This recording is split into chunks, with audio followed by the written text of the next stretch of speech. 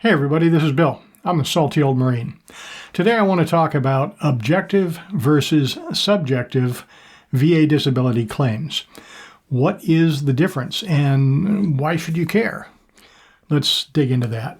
So, when you file a VA disability claim, you're making an argument to the VA that you have some current disability that is somehow related to your military service, your active duty service.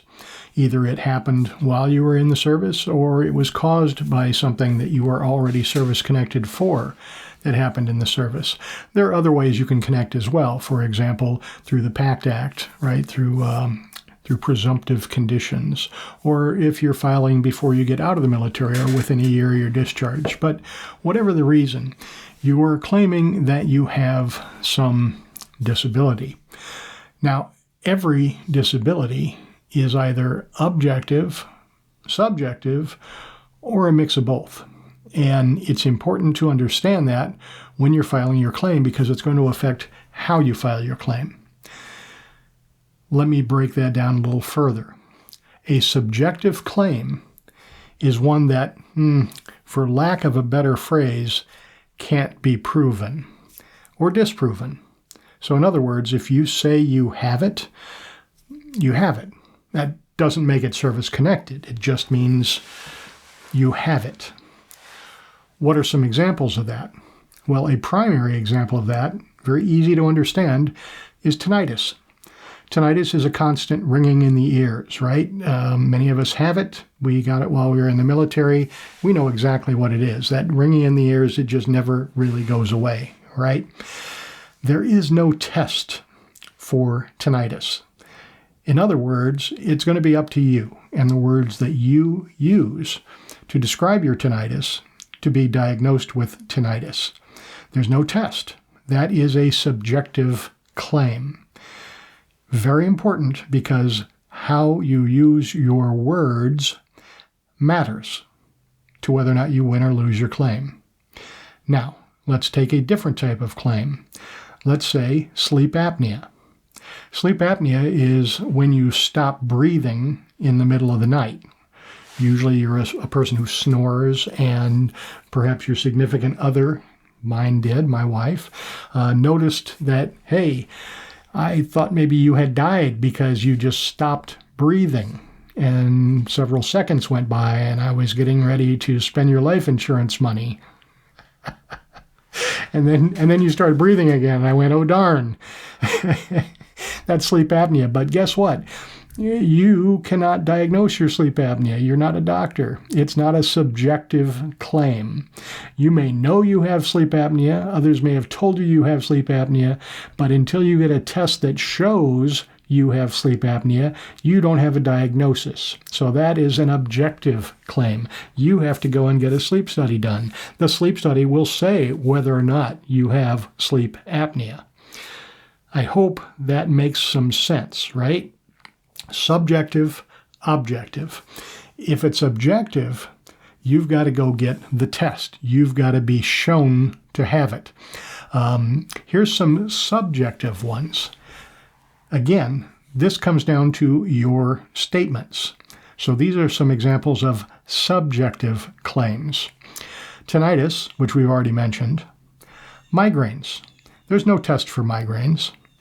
There are lots of tests that a neurologist can do to rule out other conditions, but a neurologist cannot do an MRI on your head and say, yes, Mr. Veteran, Mr. Salty Old Marine, you have migraines, or you don't have migraines. Nope, they can't do it. It's all based on what you say. Here's another one, PTSD and other mental health conditions. Now, let's be very clear. It's based on what you say. However, psychologists, therapists, psychiatrists have gotten very good at detecting liars. Just going to put that out there for you. So, although it is in fact subjective, there's lots of ways to detect when somebody is not telling the truth about their trauma. Okay? Hopefully enough said on that. IBS, irritable bowel syndrome. Now, quite honestly, I am rated for IBS. It's not a pleasant thing. I'm not going to spend a lot of time talking about it, but I will say that I went to a gastroenterologist. I complained about it. I had a colonoscopy. Boy, that was fun. And all they could prove was that I didn't have colon cancer. Right? I mean, that was basically it. They found a couple of polyps, and I got to get tested every 5 years now. But as far as the IBS goes, it all goes on my word. I describe the symptoms. The doctor says, yes, you have IBS. That is a subjective claim. GERD, acid reflux, same thing. I am rated for GERD. And again, it's an acid reflux thing. I have to take medication for it every day. And until recently, when they changed my medication, I was eating a bottle of freaking Tums a week just to keep from throwing up in my sleep apnea mask. And that's a lot of fun as well.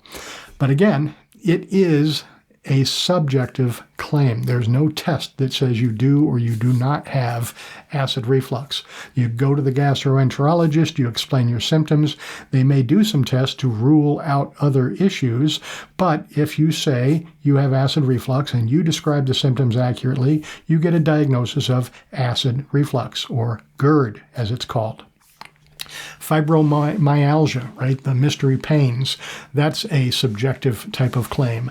Chronic fatigue syndrome, chronic pain, and vertigo or balance disorders. Now, there are some objective tests for different kinds of vertigo, like Meniere's disease and a couple of others I can't recall at the moment. I am not rated for vertigo. However, I do have it. And yeah, I've been tested by a bunch of different ways. I've had a test that makes me all dizzy and blows warm air in my ear. It's ridiculous. Spin you around in the chair. It's ridiculous. The things I had to go through. And in the end, they don't know why I have vertigo. It's unknown, unspecified. But so that is both a subjective and an objective claim. It's a little bit of a mix there. And there are some other gray areas as well, like seizures.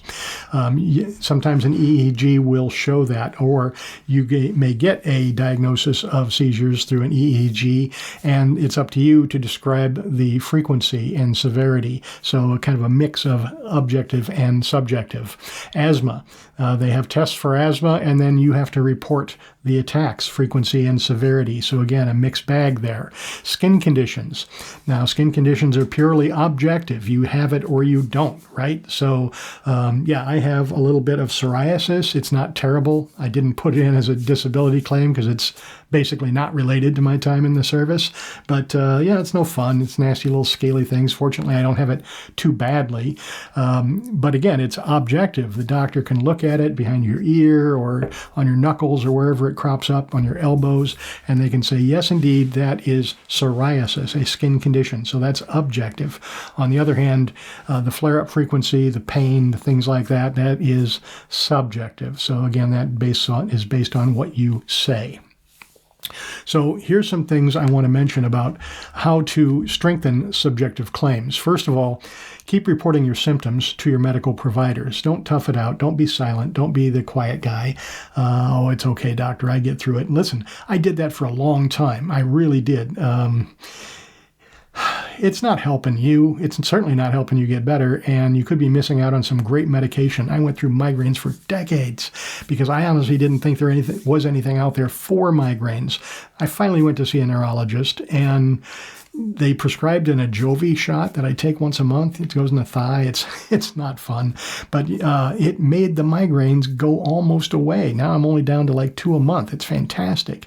So yeah, don't hide your light under a bushel. Tell your doctor about your symptoms. Keep reporting them.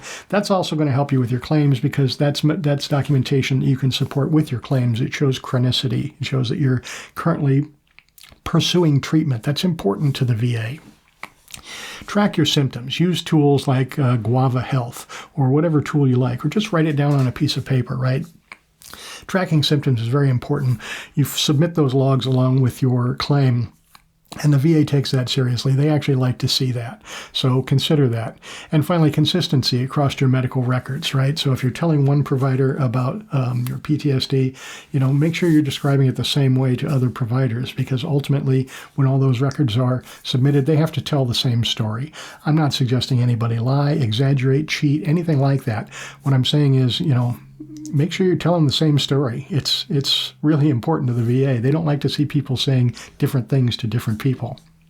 All right, so let's wrap this up. The VA does not treat all claims the same. Some depend on tests, some depend on your word. Knowing the difference can help you prepare the right evidence. If you found this helpful, please like, share, subscribe, leave a comment, tell a friend.